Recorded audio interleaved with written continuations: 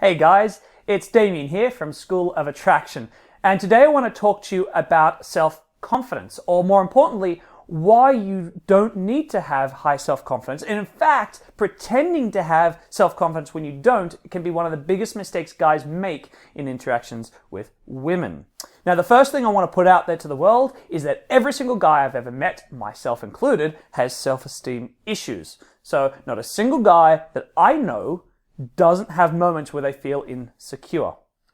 Now, the first myth that I'd like to dispel today is the notion of the alpha male. That is, the alpha male in a group of humans is the guy that gets all the women. If you look at animals who have typical dominant alpha males, that we think, chest beating, grr, I'm male, I'm fight off every other guy, and I get all the women, and nobody else gets any women at all.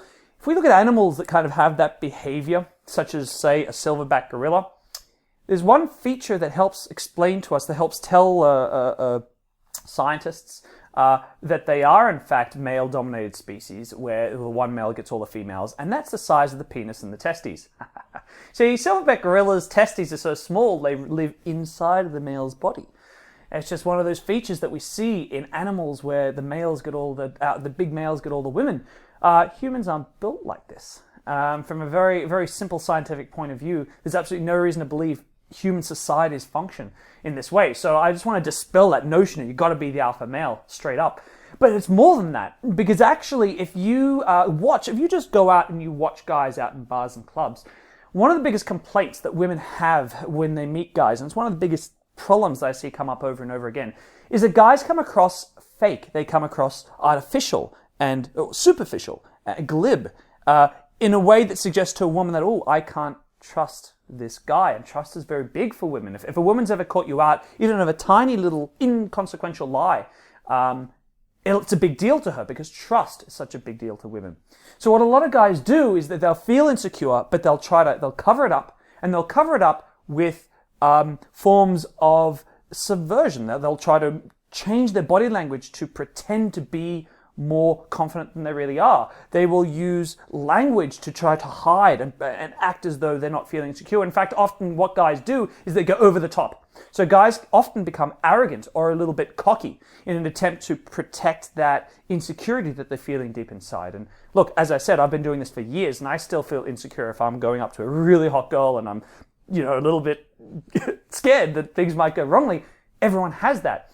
But what I'll actually do, and what every man should be doing, is not being scared, not being afraid of that. If you think of someone you would call brave, a brave fireman is not the fireman who sees the fire and doesn't know what fear is. The brave fireman is the fireman who sees the fire, is scared to hell of it, but wants to jump in there because it's his will to save people. See, women have a lot of respect for a guy who's scared of approaching her, or who has some fear and apprehension, but will do it anyway. Because that signals to her, this guy isn't necessarily a player. That signals to her, this guy is emotionally open. It signals to her, I can trust him. I can see his fear, but I can see that he wants me badly enough to want to do something about it. And that to women, that's very attractive.